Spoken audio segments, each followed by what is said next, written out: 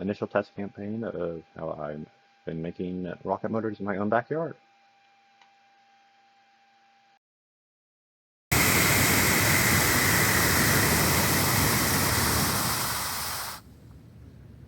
To make these, I used a 3-inch piece of 1-inch Schedule 40 PVC pipe filled with a KNSU propellant, one of which had a Ford enclosure, the other of which had an attempted bait grain.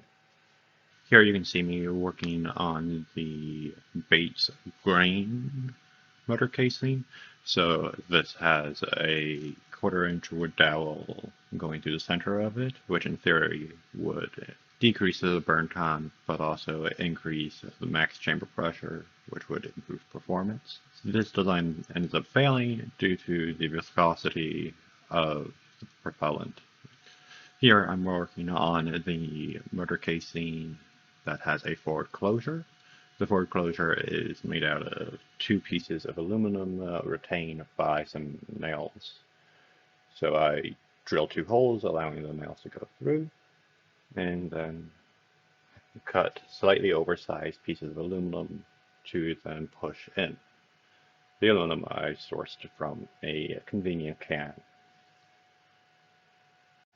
Here you can see me preparing the propellant for the bait grain rocket. Here I'm using 57 grams of sugar along with 107 grams of potassium nitrate to produce the KNSU propellant.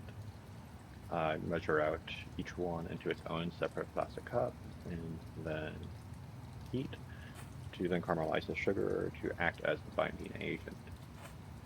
I don't super enjoy this process and I'm looking forward to working on developing new ways of doing this. But this is what I found some literature supporting, along with counter literature, because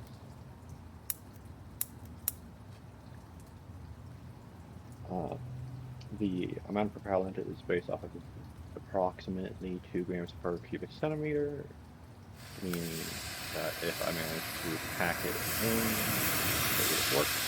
But due to the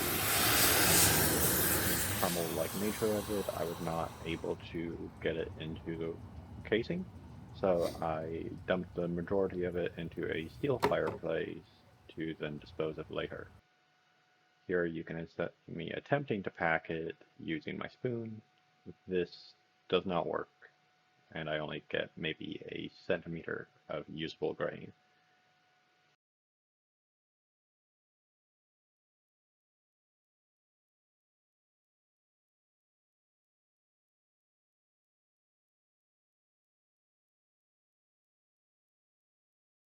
Here I'm pouring the KNSU into the forward closure casing. In this batch I use the exact same ratio, I just half the batch size due to the unmitigated failure that was the first attempted pour.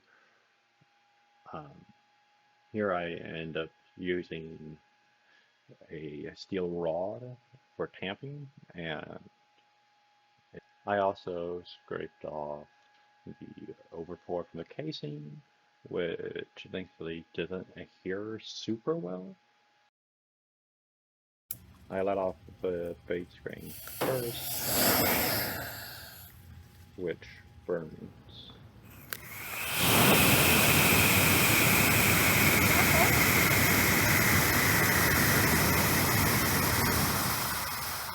I then burned the forward closure test, which went significantly better, both of which behaved about as expected.